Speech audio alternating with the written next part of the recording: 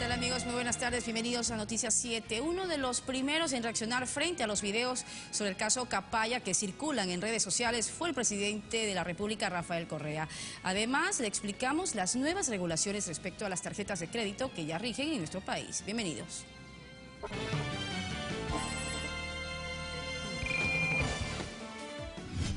El presidente de la República, Rafael Correa, denuncia conspiración en contra de su gobierno y las candidaturas de Alianza País, impulsada por los hermanos William y Roberto Isaías Dazum.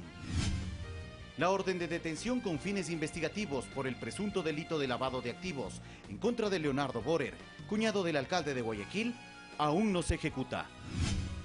30.000 millones de dólares han salido del Ecuador a paraísos fiscales. A nivel mundial se debaten las acciones a tomar para combatir este problema. En lo internacional, el presidente de Estados Unidos, Donald Trump, dijo que Irán está jugando con fuego en referencia a su reciente prueba de misiles.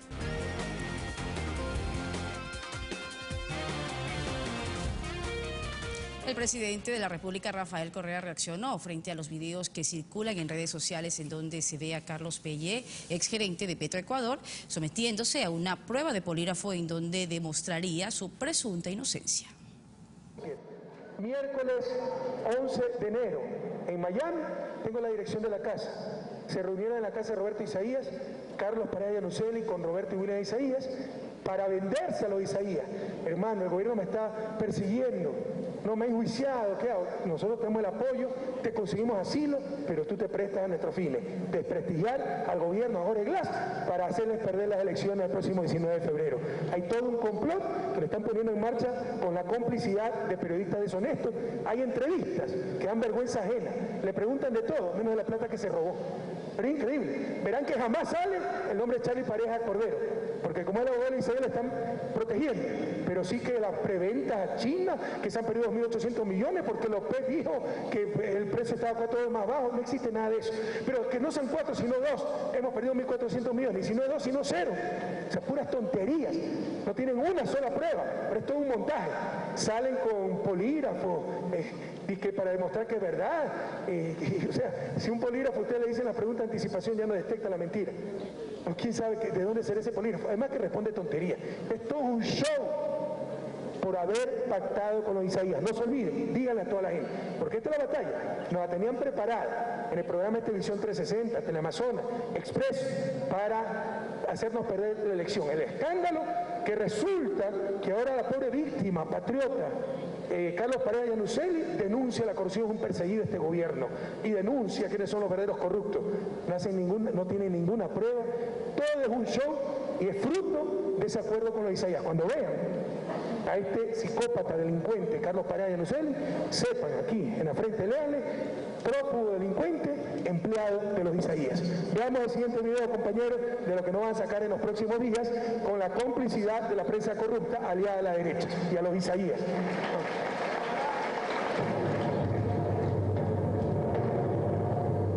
Yo como el que ha manejado Petroecuador, yo no he manejado Petroecuador, el que ha manejado Petroecuador y toda la compraventa y todas las decisiones importantes, Jorge Glass Espinel.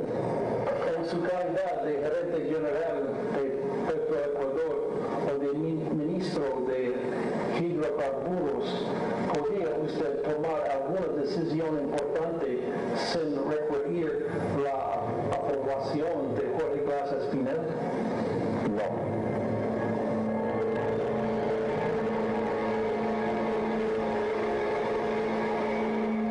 El show que nos están montando. En cualquier país desarrollado esto sería un hazmerreír, una ridiculez. Periodistas faltos de ética, entrevistando en la clandestinidad a un prófugo de la justicia ecuatoriana, corrupto comprobado, y para perjudicar un proceso electoral acusando a Jorge Glass sin ninguna prueba, Y con el show de un polígrafo sí aprobaba Jorge Glass, pero puede ser que aprobaba contratos, pues no la coima que recibe este sinvergüenza. Y no le preguntan sobre las coimas, sobre lo que robó, no le preguntan sobre Charly Pareja Cordero. Esto es lo que se nos viene en los próximos días. No se preocupen, estamos preparados, los guerreros digitales, a vencer en la batalla en las redes. Demostrar que este tipo está vendido a los Isaías. Los Isaías están detrás de esto, en cómplice. publicidad con Diario Expreso, Teleamazonas y Ecoavisa y los correspondientes periodistas falto de ética. Los dos que ven ahí son periodistas directivos de Diario Expreso, donde dicho sea de paso trabajó por décadas Carlos Pareja Llanuselli. Pero se dan cuenta la falta de honestidad, que la denuncia ahora es el prófugo. O sea, y hasta hace poco decían que nosotros lo habíamos dejado escapar, ¿se acuerdan? Ahora es lo contrario, ¿ya? Que no vuelve porque tiene miedo a que lo maten, porque sabe demasiado, está denunciando las cosas. Así manipulan todo. No pasarán, compañeros. Aquí la verdad prevalecerá. Tengo que aclarar una cosa. Yo al inicio creía que eran las mafias socialcristianas. No.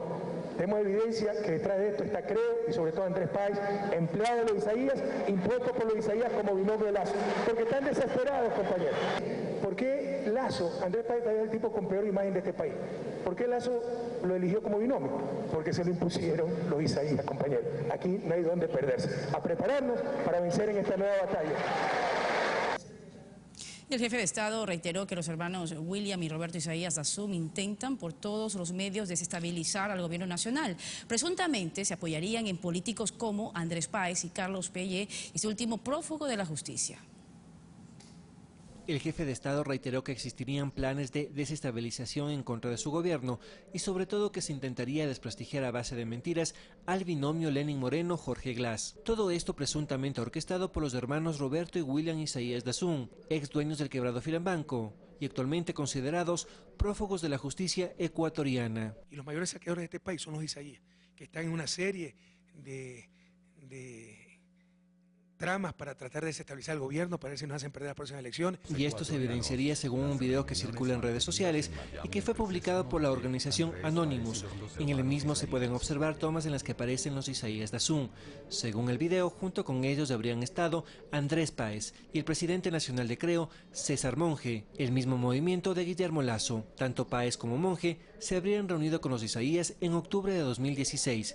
Según el video, en esta cita se habrían negociado la candidatura de Páez a la vicepresidencia de la República, es decir, el binomio de Creo junto al banquero Lazo. A esta denuncia se suma otra, en la cual se asegura que Andrés Páez en 2013 habría sido contactado por personas vinculadas a los ex banqueros para que desprestigie la reforma en el sistema de justicia. Y este supuesto encargo, el político Páez lo cumpliría hasta ahora como candidato a la vicepresidencia. Desmontar la justicia correísta. Ningún juez va a quedar.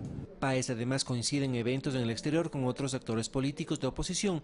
Por ejemplo, en mayo de 2014 compartió un foro de crítica en contra de nuestro país con la senadora Ileana Ros-Lehtinen. Esta política republicana recibió más de $40.000 por parte de las familias de Roberto y William Isaías para su campaña electoral. Inclusive Ileana Ros-Lehtinen habría intercedido a favor de los Isaías ante el gobierno de su país para que se revise la situación migratoria de ellos. Pero en los planes de desestabilización que denuncia el presidente Correa también estaría vinculado Charly Pareja Cordero, prófugo de la justicia y, según el gobierno, sería uno de los líderes de una red de corrupción al interior de Petroecuador.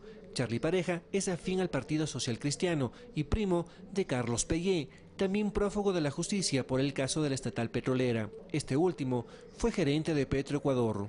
Están utilizando a este psicópata de Carlos Pareja Llanuselli, que está totalmente entregado a los Isaías, se reunió en Miami con los Isaías, ¿no? Para ver si hace videos, da declaraciones, involucra al presidente, al vicepresidente, en su porquería, en su corruptela. Ese tipo está chiflado.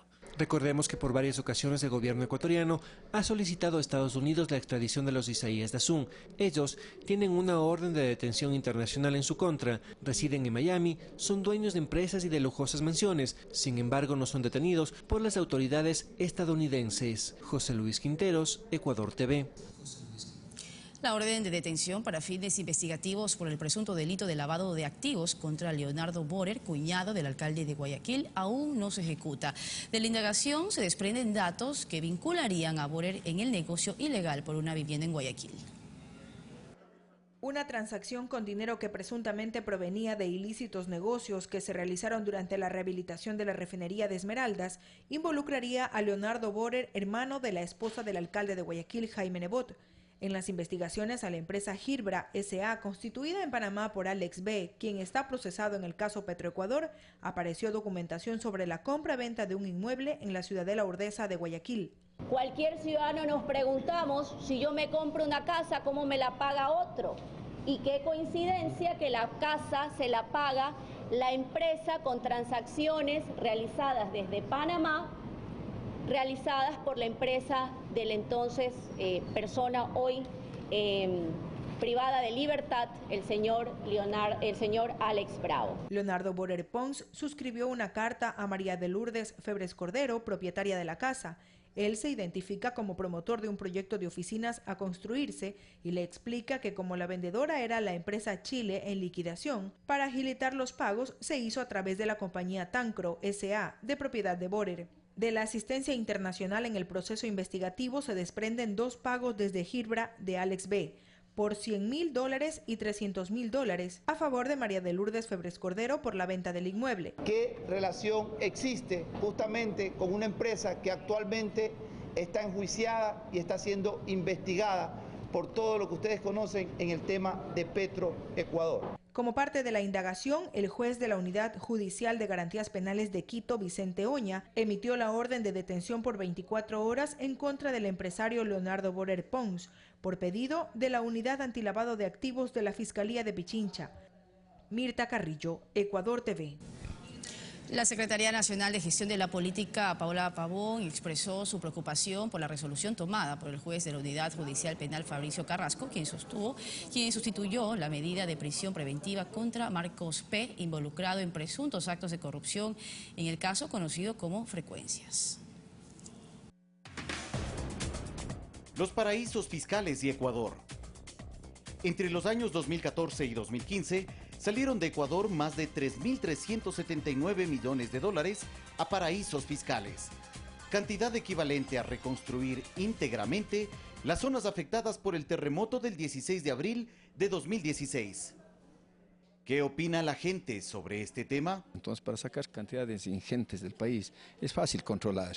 Yo digo que debería pagarse un impuesto como debería ser y hacer las cosas como tiene que ser. Si yo quiero sacar mi dinero fuera del país, debería ser en forma lícita, en forma clara, en forma transparente, declarado completamente y pagar algún impuesto, que es lógico, ¿no? Desde luego, que se cumpla como tiene que ser, y un dinero que yo he obtenido lícitamente no tengo por qué esconder, pago mi impuesto y ya pues, ¿no? Todo diáfano y claro. Bueno, yo creo que eso se debería combatir o regular para que el dinero que se produce y que se genera en el país quede acá mismo, ¿no? Sea reinvertido en obras, en productos, pero acá mismo, ¿no? Es decir, entiendo que esa es una especie de evasión o de sacarle un mejor provecho al dinero, pero yo creo que sería mejor si es que acá se les reinvierte. Primera parte importante es que como ecuatorianos nos concienticemos de que los recursos generados en nuestro país deben quedarse aquí, porque es en beneficio de toda la sociedad y obviamente para nuestra población pobre que necesita y para el desarrollo de nuestro mismo país. Y lo otro también sería articulando políticas que eviten justamente la fuga de estos capitales para que se queden internamente en el Ecuador.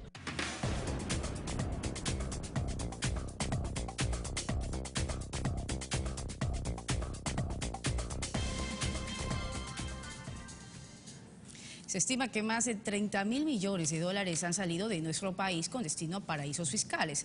Al igual que en Ecuador, a nivel mundial también se debaten las acciones a tomar para combatir esta problemática.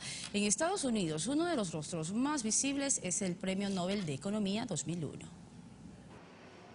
Que el gobierno ecuatoriano esté interesado en buscar mecanismos que impidan que las divisas generadas en nuestro país no salgan a territorios libres de impuestos, mejor conocidos como paraísos fiscales, no debería sorprender a nadie, y menos aún generar oposición debido a que este problema interesa a todo el mundo. Este es el punto de vista del economista Víctor Hugo Albán. De hecho, todos los países están tratando de hacer eso, de que no haya fuga de capital, sino que mejor vengan los capitales al país para que haya inversión. Pero tal vez el más destacado es Joseph Stiglitz, economista estadounidense de 74 años de edad, y quien no ha dudado en señalar a los paraísos fiscales como una de las principales razones para el fracaso de la globalización. Los paraísos fiscales son el lado oscuro de la globalización, y una de las razones, no la única, pero sí una de las razones por la que la globalización no ha funcionado. Cuando la gente observa este lado oscuro de la globalización, se indigna más con ella. Stiglitz realizó estas declaraciones en noviembre de 2006, tras analizar el escándalo suscitado en el mundo con la revelación de los denominados papeles de Panamá, específicamente del bufete de abogados Mossack Fonseca. Una de las razones de que los papeles de Panamá llamen tanto la atención es porque documentan con todo detalle el alcance de las actividades ilícitas que se apoyan en estos paraísos fiscales.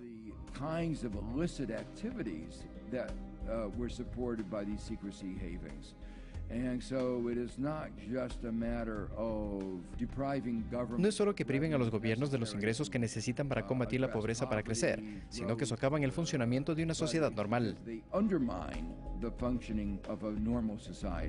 Ecuador, mediante la consulta del próximo 19 de febrero, plantea que quienes aspiran a un cargo público por designación o elección popular no deban tener recursos en paraísos fiscales.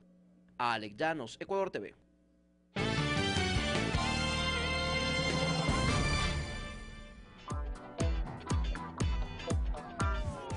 Antenas en alto, controles en mano, listos para alentarte selección. CNT TV hará posible que vivas el Sudamericano Sub-20 Ecuador 2017 a través de los canales 333 y 777 en HD. Míralo también en CNT Play. Selección, aquí te quiero ver en CNT TV.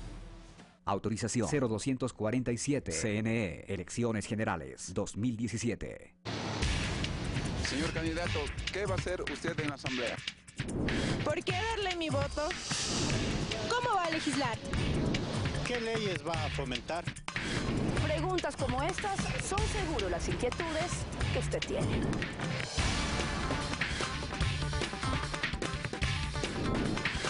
Las respuestas las darán los propios candidatos a la Asamblea Nacional todos los lunes a las 22 horas.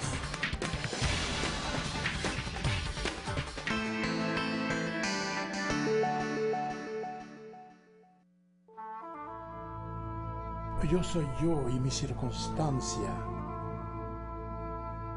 Y si no la salvo a ella, no me salvo yo. La vida nos entrega los naipes, pero nosotros los barajamos. Quizá por eso nosotros quisimos conocer a tantos seres que día tras día asumen su propio destino como un desafío permanente. Somos Memoria. Estreno, sábado 18 de enero, 20 horas. Por Ecuador TV, somos todos.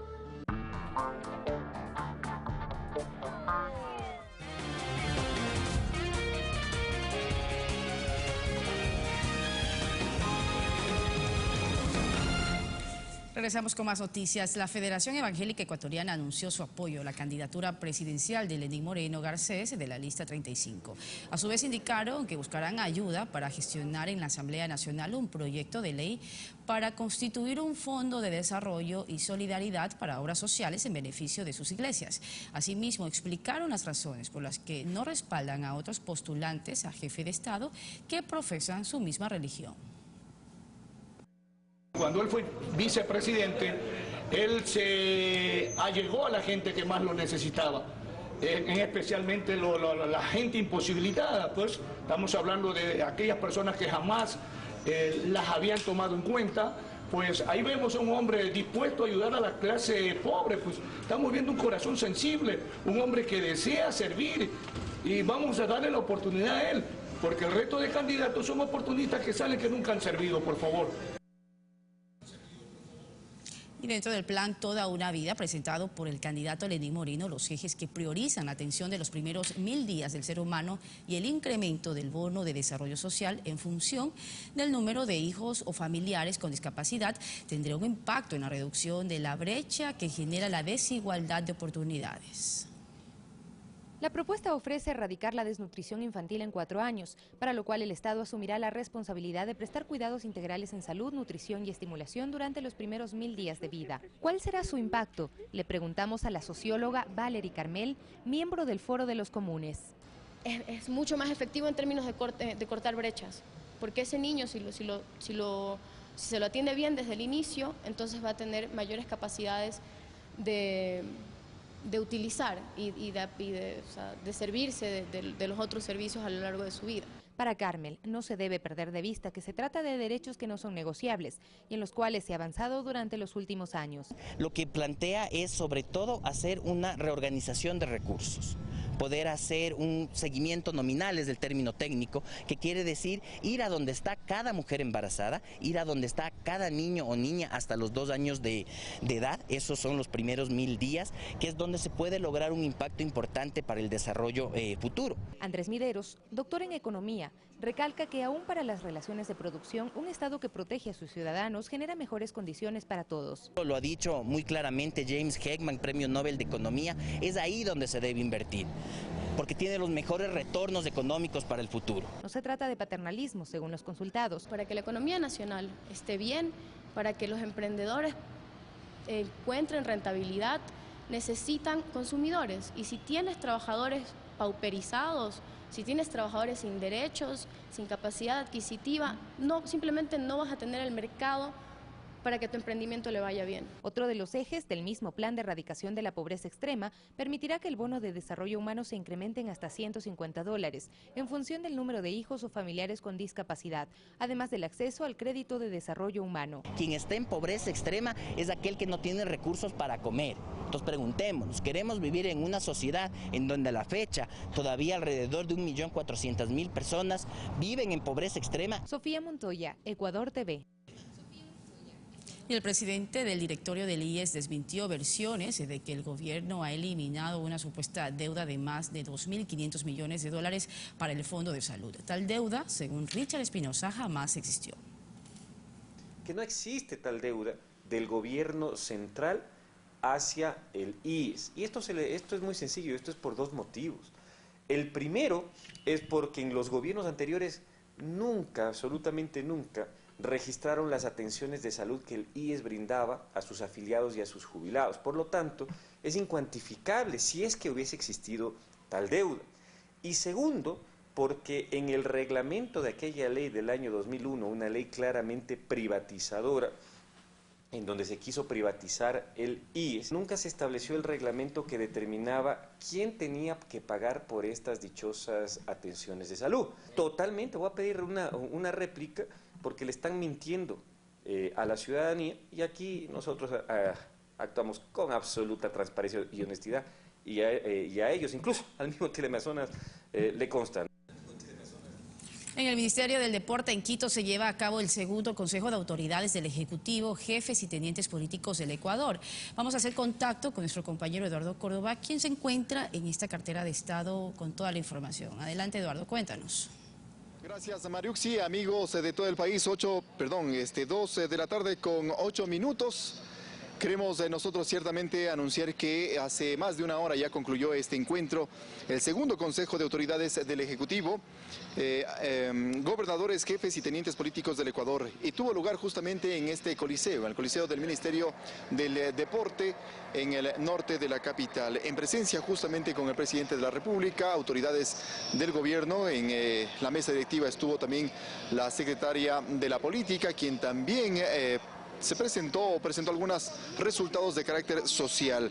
Aquí en este encuentro se destacó el trabajo del gobierno nacional, los resultados y respuestas a las calificadas mentiras generadas por la oposición y amplificadas por varios medios de comunicación. Se insistió en que esta década, la década del gobierno de la Revolución Ciudadana, es la década ganada, y en defensa de la verdad se explicaron algunas cifras relacionadas a la economía principalmente, y por supuesto respondiendo a algunas mentiras que se están dando a conocer a través sobre todo de la campaña política de cara a las próximas elecciones del próximo 19 de febrero. Escuchemos parte de las declaraciones o de la alocución del presidente de la República en cuanto a estos resultados y logros alcanzados por el Ejecutivo.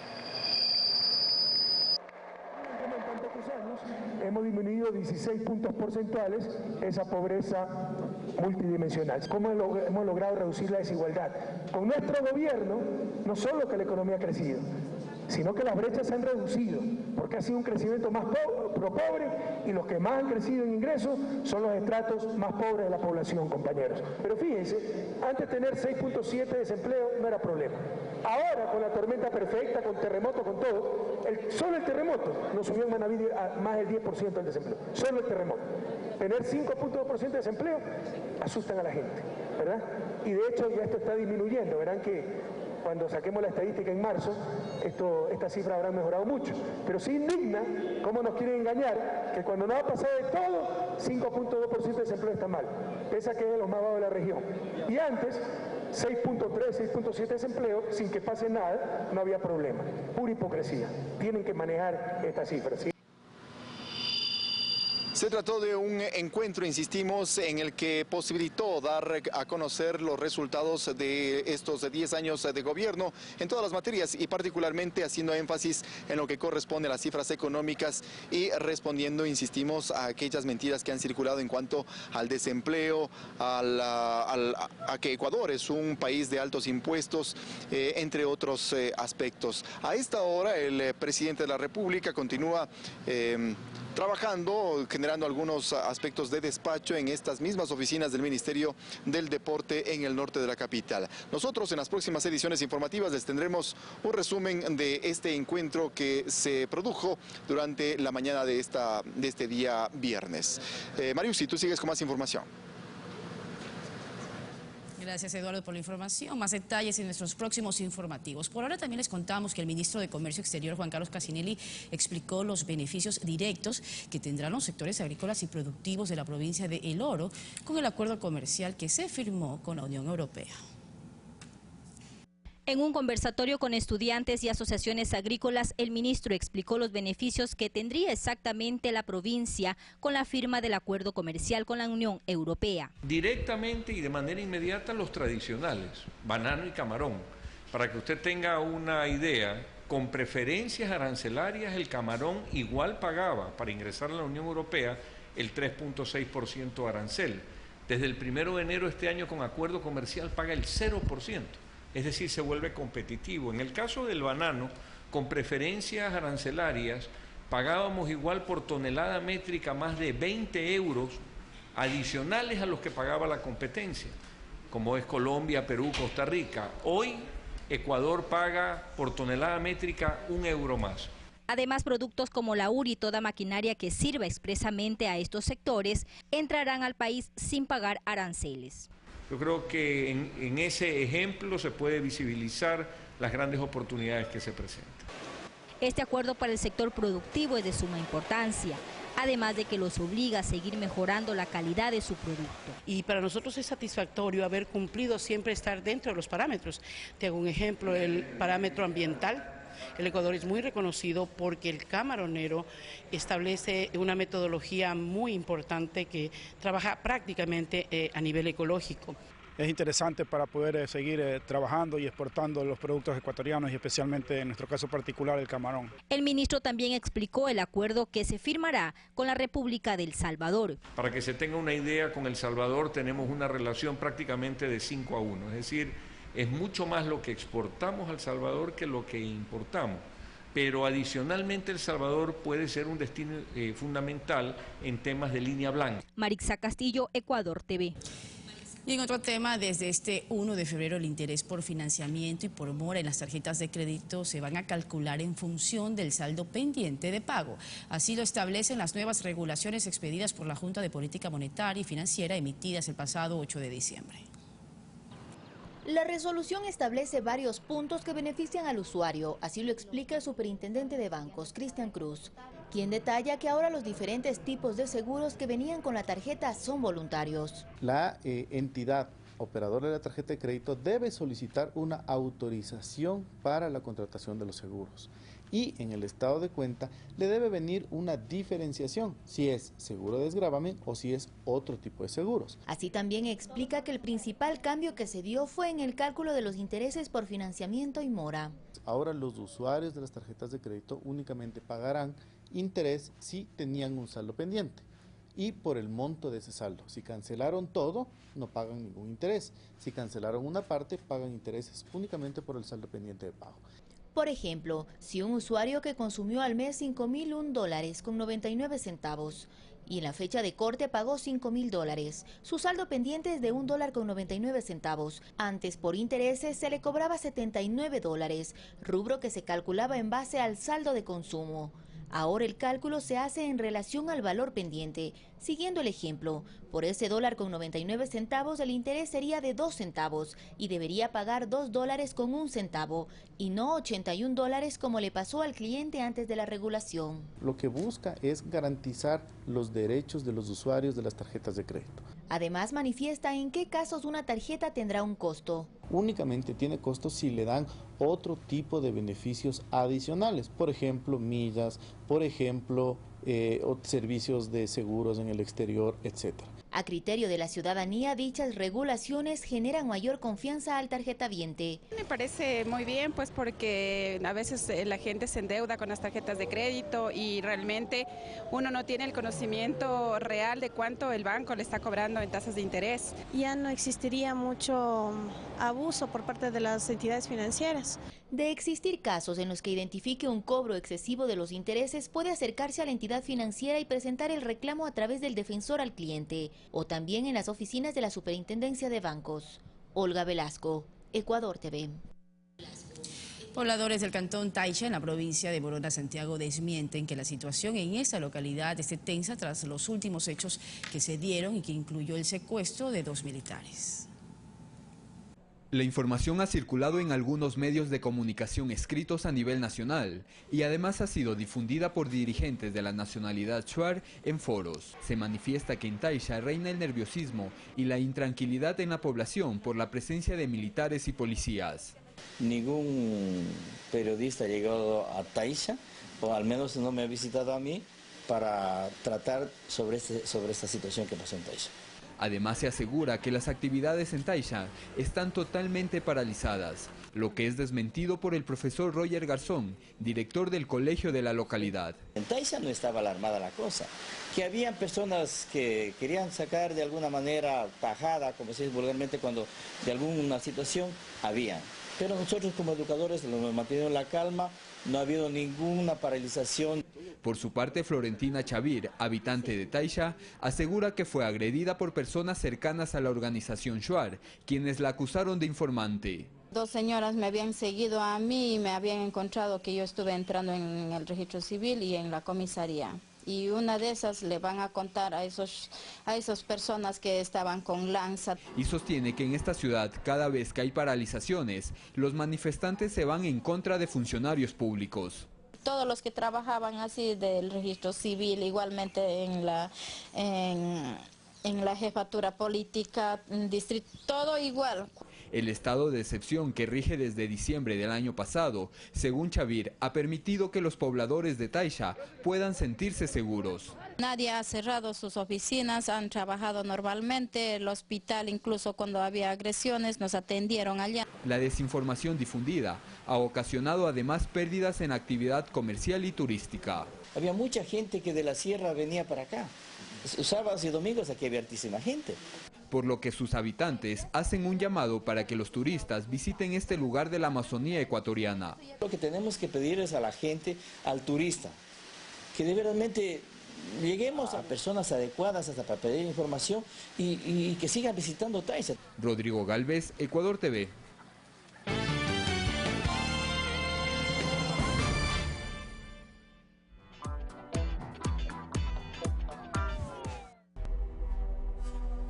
En todo el universo, solo sabemos de un planeta en el que puede haber vida. La Tierra. Un homenaje a nuestro planeta.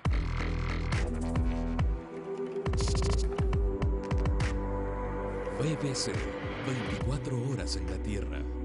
Hoy, 20 horas.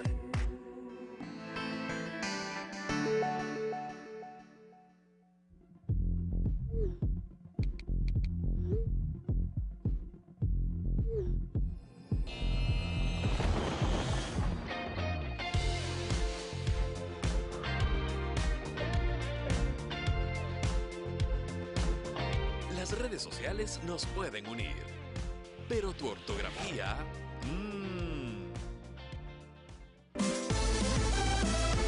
El Sudamericano Sub-20 en su etapa final se vive en Ecuador TV.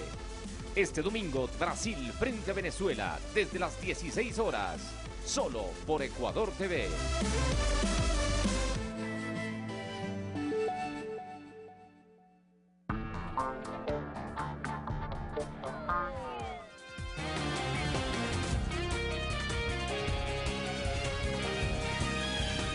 De regreso les contamos que 10 institutos superiores participaron de la feria tecnológica denominada Fertis, que se desarrolla en Quito. En el evento organizado con el apoyo de la Secretaría de Educación Superior, Ciencia y Tecnología CENESID, presentaron sus principales proyectos. Este es un prototipo de vehículo para una persona con discapacidad, adaptado por jóvenes de entre 22 años del Instituto Superior Central Técnico. Este automotor puede alcanzar velocidades de hasta 60 kilómetros por hora. Hemos diseñado el prototipo para que ellas sean autónomas y puedan movilizarse a cualquier parte que ellos desean. Franklin Yumi Kinga es director de la carrera de mecánica automotriz del Central Técnico y destaca el fomento de las políticas públicas para el mejoramiento de la educación. Nos han permitido involucrarnos a lo que es vinculación con la sociedad. Nuestros jóvenes son innovadores, son emprendedores. Esta es la primera feria tecnológica, denominada Fertis, la cual expone varios de los proyectos académicos de estudiantes y docentes de 10 instituciones superiores. El objetivo es compartir experiencias en el desarrollo de capacidades investigativas.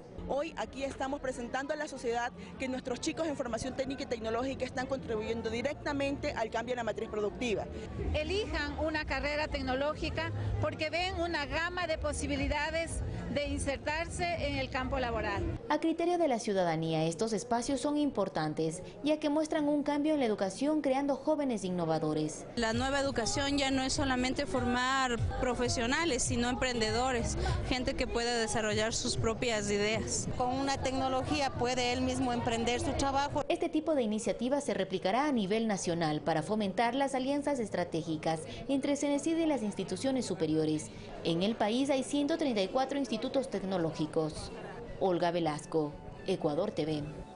En la provincia de Santo Domingo de los Áchilas, el Ministerio de Salud Pública impulsa la atención del parto respetuoso en libre posición con pertinencia intercultural. Dicha estrategia busca la reducción de la mortalidad materna.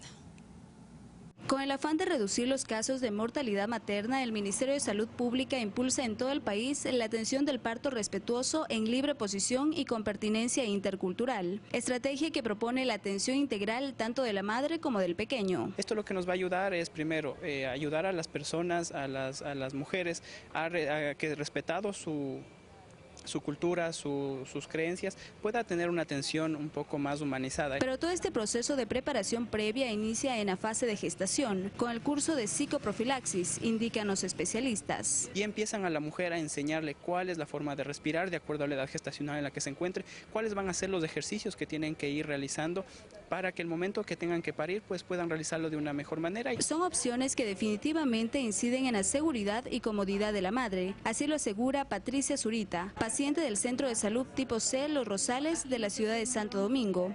Para mí muy bueno porque tienen muchas opciones las mamitas para que ellas mismas se organicen y vean en qué posición ellas desean para el beneficio de ellas y de sus bebés. Luego de la apertura de la sala de parto de esta unidad de salud, la atención se ha ido incrementando. En el mes aquí se atiende un promedio de 60 partos. Ellas quieren acá porque acá puede ingresar con su familiar y el niño sobre todo siempre está en contacto con su madre, nunca los separamos. Aunque la mayoría de embarazadas aún opta por la manera tradicional, también existen aquellas madres que a la hora de realizar la labor de parto se animan por otras posiciones. La otra es sentada, también la posición parada, ¿sí? O de cuclillas. Arrodillada también lo puede hacer, depende cómo se acomode el usuario. Esta unidad de salud con sus instalaciones repotenciadas brinda atención los 365 días del año con personal capacitado en los servicios de atención de parto con pertinencia intercultural. Desde Santo Domingo de los Áchilas, Jennifer Ramón, Ecuador TV. Desde hace 17 años, cada 4 de febrero se conmemora el Día Mundial contra el Cáncer. Consejos prácticos y temas de prevención fueron difundidos en una casa abierta del Hospital Guayaquil. En Ecuador se ejecutan varias estrategias socializadas con la comunidad para prevenir las enfermedades oncológicas. El Hospital Abel Gilbert Pontón realizó una casa abierta donde además de cuidados se promovieron buenos hábitos alimenticios. La alimentación se basa sobre todo en un equilibrio entre lo que son los carbohidratos, las frutas, las legumbres y las proteínas. La casa asistencial ha sido reconocida con una acreditación nivel oro de Canadá por cumplir con 16 estándares aplicados a todo el sistema de salud con la atención y seguridad al paciente. Rosario Herrera recibe su tratamiento gratuito luego de haberle extirpado un tumor cancerígeno. La atención es muy buena, el personal magnífico. Yo ya estoy curada, como quien dice. Dentro de la asistencia a ciudadanos que padecen esta patología, es muy importante el aporte psicológico que ayuda a sobrellevar esta enfermedad en el entorno social y familiar. Y el paciente también tiene que colaborar, siendo constante, disciplinado y sobre todo el área hacemos que el paciente se sienta estimado. Por eso es importante generar motivación y eso mejor que nadie, aparte del equipo de salud, la misma familia. El 70% de todas las enfermedades oncológicas se pueden prevenir a tiempo. El cáncer de mama, por ejemplo, puede ser detectado desde los hogares con una correcta evaluación. Guadalupe Ayoví, Ecuador TV.